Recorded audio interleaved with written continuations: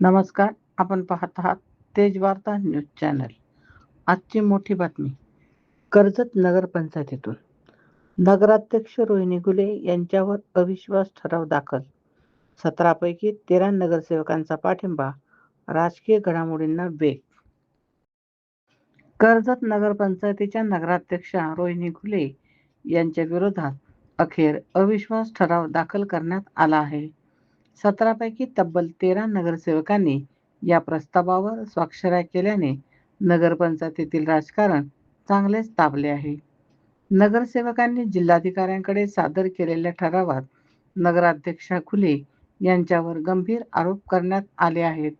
शासन नियमांकडे दुर्लक्ष, मनमानी कारभार तसेच नागरिकांच्या मूलभूत समस्यांकडे दुर्लक्ष केल्याचा आरोप करण्यात आला आहे. दिवाबत्ती, सांडपाणी, आरोग्य आणि शिक्षणाच्या प्रश्नांकडे दुर्लक्ष होत आहे. तसेच वित्तीय आणि प्रशासकीय कामकाजावर लक्ष नसल्यामुळे नगरपंचायतीच्या उत्पन्नावर परिणाम होत असल्याचा आरोपही नगरसेवकांनी केला आहे. केंद्र आणि राज्य शासनाच्या योजनांची प्रभावी अंमलबजावणी होत नसल्याचाही मुद्दा ठरावात नमूद करण्यात आला आहे.